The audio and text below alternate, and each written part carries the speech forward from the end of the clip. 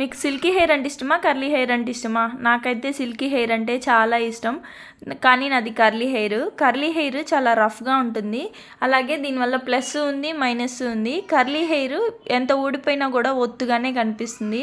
Minus ఏంటి అంటే ఎంత పెరిగినా కనిపించదు, అలాగే ఏ హెయిర్ స్టైల్ వేసుకున్నా వేస్టే, ఏది వేసుకున్నా ఒకేలా కనిపిస్తుంది. మీరు ఏ హెయిర్ స్టైల్ వేసుకున్నారో మీరు చెప్పే వరకు పక్కన వాళ్ళకి కూడా తెలీదు, అలా ఉంటుంది కర్లీ హెయిర్ తోటి.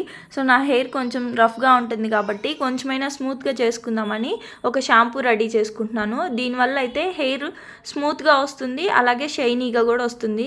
మందారాకులు వాటర్లో వేసి బాగా బాయిల్ అవ్వనివ్వాలి. తర్వాత ఆ జ్యూస్ అంతా వాటర్లోకి పిండేసుకొని మీరు ఏ షాంపూ యూజ్ చేస్తారో ఆ షాంపూ మందారాకులు బాయిల్ చేసిన వాటర్లో వేసి మిక్స్ చేసుకోవాలి. షాంపూ డైరెక్ట్గా హెయిర్కి యూజ్ చేయడం వల్ల హెయిర్ డ్యామేజ్ కూడా ఉంటుంది. సో ఇలా చేయడం వల్ల హెయిర్ డ్యామేజ్ కూడా తగ్గుతుంది. ఒకసారి ఇలా ట్రై చేయండి, చాలా బాగా యూజ్ అవుతుంది.